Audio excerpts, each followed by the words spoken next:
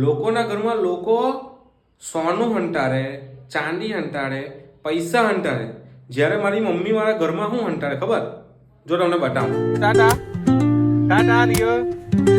તો આજના વ્લોગની શરૂઆત બપોર પછી કરીએ છીએ, કારણ કે સવારે થોડુંક રસ હતું અને માણસો હતા નહીં, સ્ટાફ પૂરેપૂરો છે નહીં, એટલા માટે જાતે ઊભા રહેવું પડે એવું હતું. તો હમણાં બપોરે આપણે ઘરે આવી ગયા છે. હવે થોડીક વાર જમી લઈએ અને જમીને જઈએ છીએ એક કામ પર. કયું કામ છે એ વિડીયોમાં છેલ્લે સુધી જોતા રહેજો, એટલે તમને ખ્યાલ આપોઆપ આવી જશે. તો બોલો જય હનુમાન, જય શિવ શંભુ, જય ભોળાનાથ. આપણું જમવાનું થઈ ગયું છે.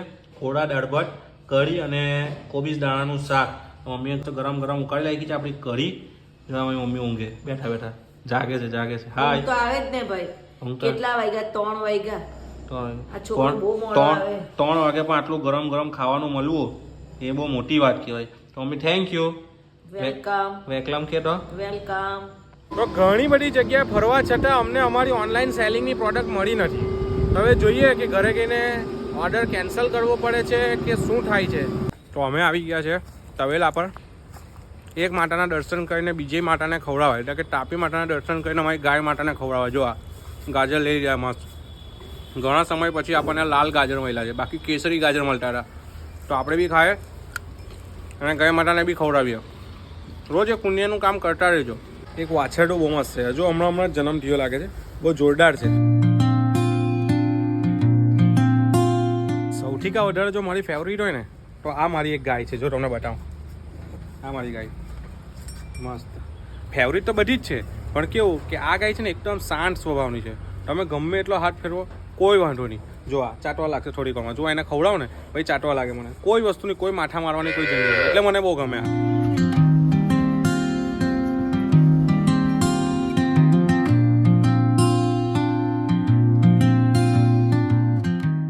तो मैं आया था पापा के साथ गाड़ी को लेने, जो रिपेयर में रखा था.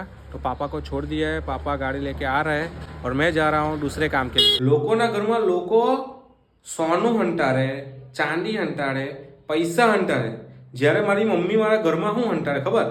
જો તમને બતાવું.